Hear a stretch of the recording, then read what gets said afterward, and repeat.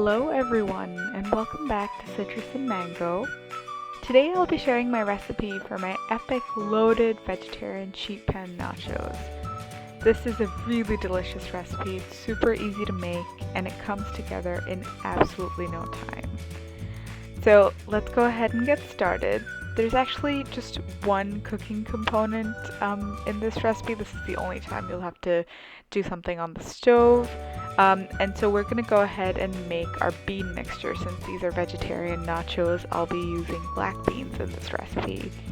So I've heated up a little bit of butter. Into that I'm going to add some chopped onion. And we're going to saute this till it's translucent. And once the onions have become translucent, I'm going to go ahead and add some minced garlic to this as well.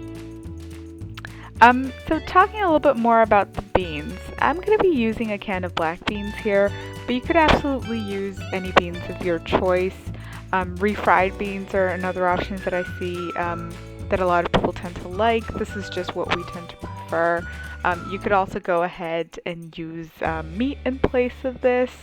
That's kind of the best part about this recipe, that it's really more of a concept or an idea and you can personalize it the way you like. So once our onion and garlic have cooked down a little bit, I'm going to add a can of rinsed and drained black beans, and we're just going to wait until all of this heats through and then go ahead and season it. And so to season this, I'm just going to be using some taco seasoning. You can use whatever you prefer, store-bought, homemade. And in addition to that, I'm going to be using some red pepper flakes just to add a little bit of heat and a little bit of salt, because I always find that canned beans don't have enough salt.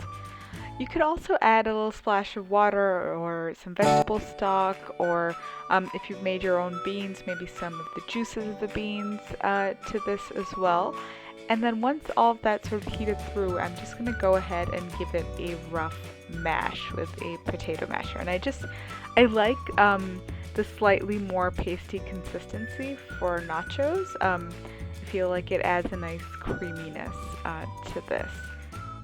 And so with that, we're pretty much done with the cooking portion of this. The rest is really more of an assembly job, and I think that's why this is such a great recipe to have in your arsenal for any kind of entertaining. I think it's not only is there something really nice and communal about sharing a plate of loaded nachos with your friends and family, hopefully once this pandemic's over, but it's also really easy to throw together. You can make all the components beforehand and just assemble it as your guests start to arrive.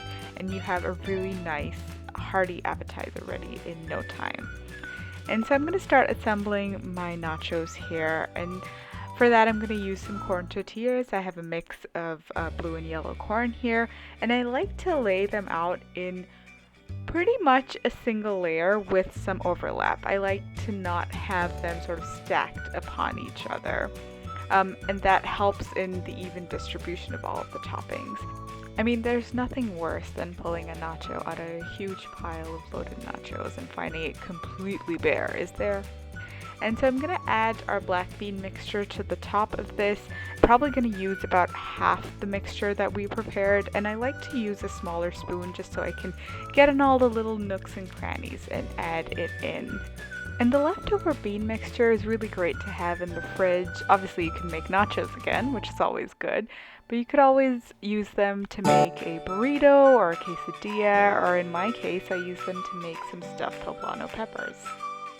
And so back to our nachos. Once we've added the black bean mixture, I'm going to add some chopped onion here, about 1/4 of an onion, as well as some chopped tomato. I think it really adds a nice freshness and a tang. And after that, I'm going to add some shredded Mexican blend cheese. A good coating over all the nachos. I mean, that's really what makes the loaded nachos, right? And so once we've added our cheese, I'm going to be adding some sweet corn. I'm just using some frozen corn kernels that I've just rinsed in some tap water to defrost them a little bit. And you can sprinkle them right onto the cheese here. And I'm also going to be adding some pickled jalapenos. I'm also going to be using fresh jalapenos later on, as you'll see.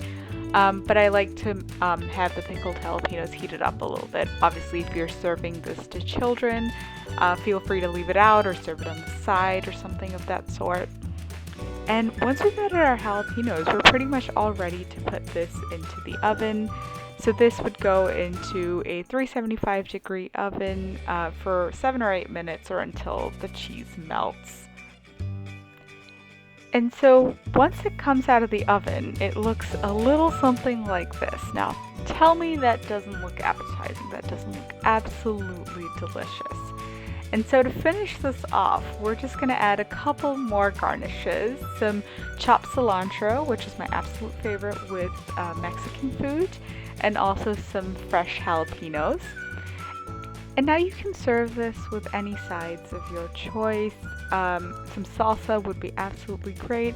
Today I'm going to serve it with some sour cream and a very simple guacamole. It's really just a mashed up avocado with some salt, lime juice, a little bit of chopped cilantro, and whatever we had left of the chopped onion. So very, very simple. And as you'll see, I really like to serve it on the side and not on top of the nachos so it doesn't become a soggy mess. And so with that, we have our epic, loaded, cheesy sheet pan nachos completely ready. It really took no time. Now, as always, the full recipe will be on my blog, linked below.